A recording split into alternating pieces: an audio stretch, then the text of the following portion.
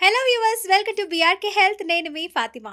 ఈరోజు మనతో పాటు అయితే ఒక ఫేమస్ పర్సన్ ఉన్నారండి. ఆయనే మరెవరో కాదు, సీనియర్ హోమియోపతి డాక్టర్ అండి. డాక్టర్ భరద్వాజ్ గారు మనతో పాటు ఉన్నారు. సార్తో మాట్లాడి పూర్తి వివరాలు తెలుసుకుందామండి. నమస్తే అండి, ఎలా నమస్తే. ఉన్నారు? బాగున్నానండి.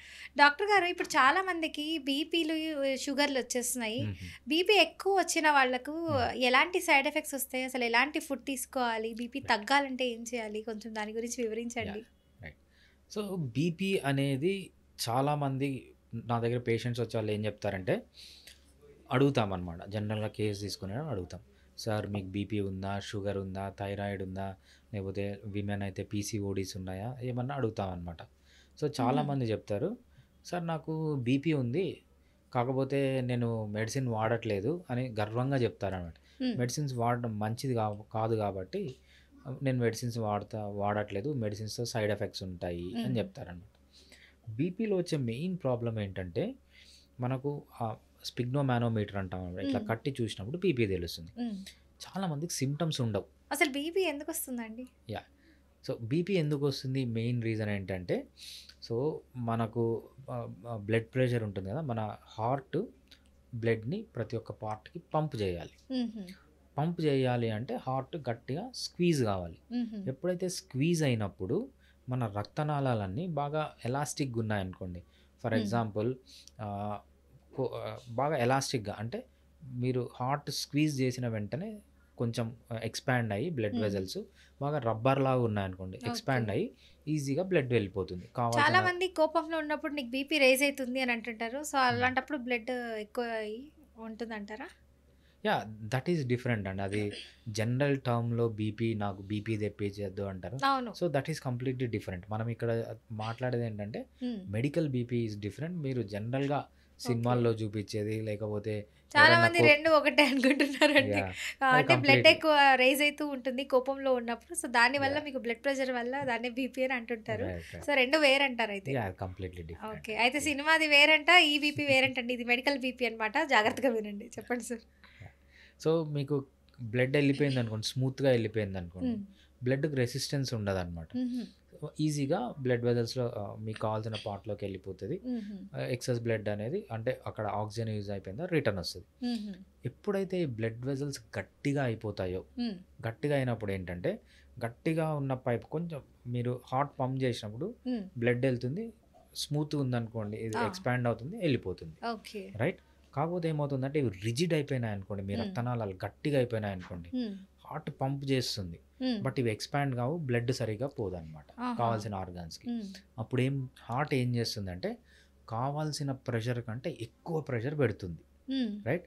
ఎక్కువ ప్రెషర్ పెట్టడాన్నే మనము బీపీ అంటామనమాట. ఓకే. సో, హ్మ్. దాన్ని సిస్టోలిక్ బీపీ అంటారు. హుహు. డయాస్టోలిక్ బీపీ అంటారనమాట. ఓకే. సిస్టోలిక్ బీపీ అంటే ఏంటంటే, అగెన్స్ట్ రెసిస్టెన్స్. మీకు హుహు. స్మూత్‌గా లేవు, కావాల్సినంత బ్లడ్ పోవట్లేదు. దానికి రెసిస్టెన్స్ ఎక్కువైపోయింది అనే దాన్నే మనం బీపీ అంటామనమాట. మెయిన్‌గా ఓకే. జనరల్‌గా బీపీ అనే డిసీజ్ అనమాట. హుహు. కొంతమందికి వేరే ఉంటాయి.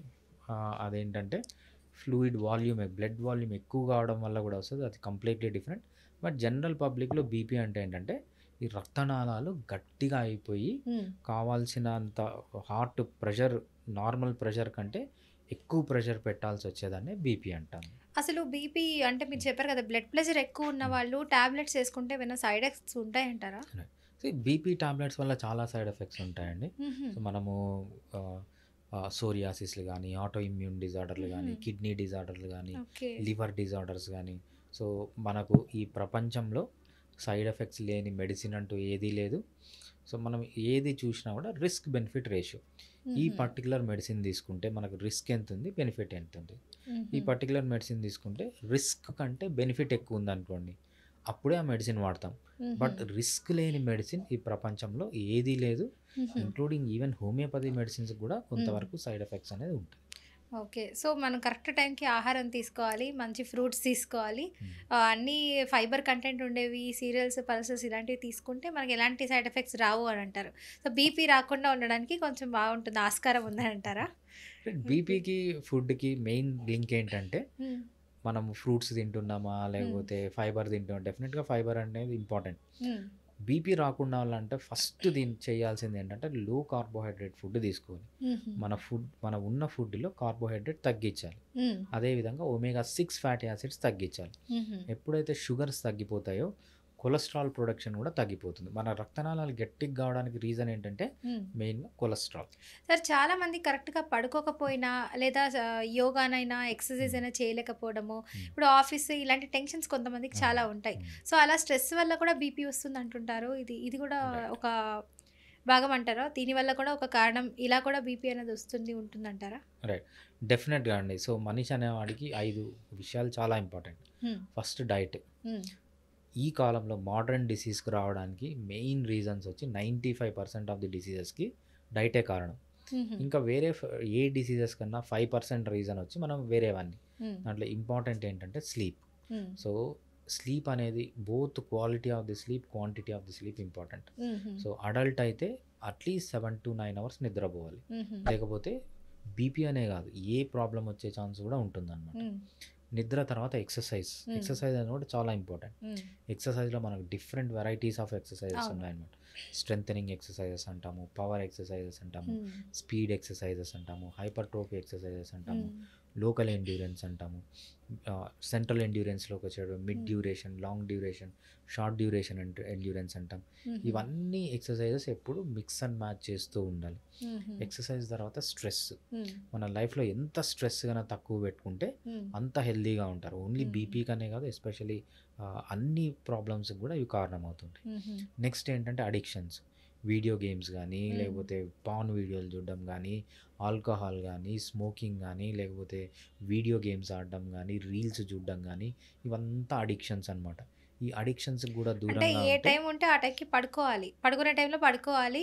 ఫోటోస్ అదే వీడియోస్ చూస్తూ ఇలాగ టైమ్ పాస్ చేయకూడదు అంటారు. తప్పకుండా. యాహ్! టైంకి పడుకుంటేనే మనకి మార్నింగ్ లేవడానికి కూడా ఈజీగా రైట్. ఉంటుందంటారు. యాహ్! సో, అలా లేవకపోవడం దానివల్ల లేజినెస్ అలా మనకి బీపీ, డిప్రెషన్‌లు ఇన్ని వస్తాయంటారా? Right. Yeah! Okay. Thank you so much doctor గారు. యాహ్! చాలా మంచి ఇన్ఫర్మేషన్ ఇచ్చారు. సో, చూసారు కదండీ డాక్టర్ గారు చెప్పినట్టు టైంకి ఫుడ్ తినండి, టైంకి పడుకోండి, టైంకి లేవండి, టైంకి వర్క్ చేసుకుంటే ఎలాంటి బీపీ, షుగర్ ప్రాబ్లమ్ రావంట. మెయిన్‌లీ డాక్టర్ వాళ్ళని దూరం పెట్టాలంటే రోజుకొక యాపిల్ అయితే తినండి. డాక్టర్‌కి దూరంగా ఉండొచ్చు. థ్యాంక్ యూ సో మచ్ అండి. థాంక్స్ అండి.